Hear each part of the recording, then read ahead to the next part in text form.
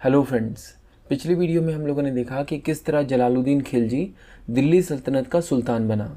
सुल्तान बनने के एक ही साल के बाद यानी 1291 एडी में जलालुद्दीन खिलजी ने अपने भतीजे अलाउद्दीन खिलजी को कारा का गवर्नर नियुक्त कर दिया। कारा को आज की डेट में इलाहाबाद के पास एक छोटी सी जगह से आइडेंटिफाई किया जा सकता है। गवर्नर नियुक्त हो जाने के बाद अलाउद्दीन खिलजी ने भिलसा के ऊपर अटैक किया। भिलसा को आज की डेट में विदिशा से आइडेंटिफाई किया जा सकता है, जो कि भोपाल के पास है। इस अटैक में अलाउद्दीन खिलजी सक्सेसफुल रहा। उसने इस पूरी सिटी को प्लंडर कर दिया और ये अटैक किया गया था 1292 एडी में। भिलसा से सोना, चांदी, हाथी, घोड़े लूटकर जब अलाउद्दीन खिलजी जलालुद्दीन खिलजी के पास दिल्ली पहुंचा तो जलालुद्दीन खिलजी बहुत खुश हो गया। उसने अलाउद्दीन खिलजी को अरीज़ ए मुमालिक नियुक्त कर दिया, यानी मिनिस्टर ऑफ वॉर, और इनाम के रूप में अवध को भी अलाउद्दीन खिलजी के ही इख्ते में ऐड कर दिया गया। यानी अब अलाउद्दीन खिलजी कारा और अवध दोनों के गवर्नर बन गए थे। लेकिन जब अलाउद्दीन खिलजी ने भिलसा के ऊपर अटैक किया था तो उसे देवगिरी के बारे में पता चला, जिसे आज की डेट में महाराष्ट्र के दौलताबाद से आइडेंटिफाई किया जा सकता है। अलाउद्दीन खिलजी को पता चला कि देवगिरी एक बहुत ही रिच और प्रॉस्पेरस किंगडम है और इसकी रिचनेस और प्रॉस्पेरिटी का कारण था फ्लरिशिंग ओवरसीज ट्रेड। और इस किंगडम को रूल कर रहे थे यादव डायनेस्टी के रामचंद्र देव। और अब अलाउद्दीन खिलजी ने देवगिरी पर रेड करने की तैयारी शुरू कर दी थी। इसकी प्लानिंग और प्रिपरेशन में अलाउद्दीन खिलजी ने कई साल लगा दिए। वो किसी भी तरह की कोई मिस्टेक नहीं करना चाहता था।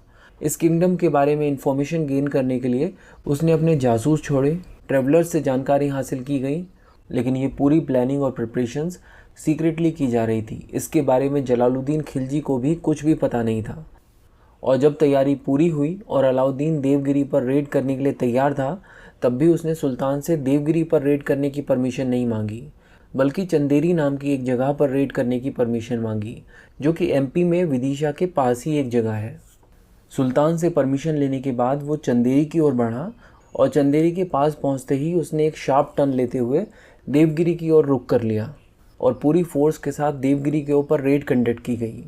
यादव डायनेस्टी के रामचंद्र देव ने सरेंडर कर दिया और दिल्ली सल्तनत को हर साल एनुअल ट्रिब्यूट देने के लिए एग्री कर लिया। और इतना ही नहीं, बहुत सारा पैसा, हाथी, घोड़े, सोना, चांदी भी उसने अलाउद्दीन खिलजी को दे दिया। देवगिरी के ऊपर यह अटैक 1296 में हुआ था और ये सदर्न इंडिया में पहला तुर्किश एक्सपीडिशन था।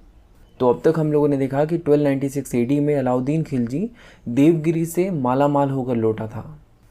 लेकिन इस बार वो पैसा लेकर दिल्ली नहीं पहुंचा, बल्कि कारा में ही रुका रहा।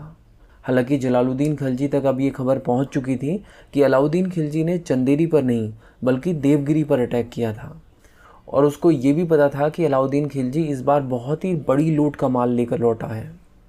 लगभग 3 महीने तक वो वेट करता रहा कि अलाउद्दीन खिलजी दिल्ली आएगा, लेकिन अलाउद्दीन खिलजी तो नहीं आया। लेकिन उसका एक लेटर आया। उसने सुल्तान को कारा इनवाइट किया और बोला कि यहाँ पर आकर लूट का पैसा ले जाओ। दिल्ली सल्तनत के वफादार नोबल्स ने जलालुद्दीन खिलजी को आगाह किया कि ऐसी गलती बिल्कुल मत करना, क्योंकि वो जानते थे कि अलाउद्दीन खिलजी लूटे हुए पैसे की मदद से बहुत सारे नोबल्स और सोल्जर्स को खरीदने पर लगा हुआ है। लेकिन इसके बावजूद जलालुद्दीन खिलजी ने अपने नोबल्स की बात नहीं मानी और वो कारा पहुँच गया। जलालुद्दीन खिलजी एक बहुत बड़ी फ़ौज लेकर अलाउद्दीन खिलजी के पास इसलिए नहीं गया क्योंकि उसको डर था कि ऐसा करने पर अलाउद्दीन खिलजी डर जाएगा और हो सकता है कि वो वहाँ से भाग जाए।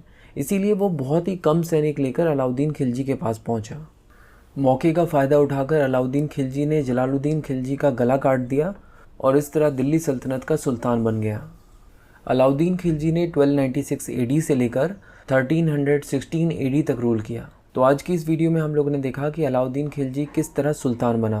नेक्स्ट वीडियो में हम लोग अलाउद्दीन खिलजी के एडमिनिस्ट्रेशन और इसके इंपीरियलिस्टिक प्लान्स के बारे में जानेंगे। Thank you so much for watching and supporting बुक्सतावा।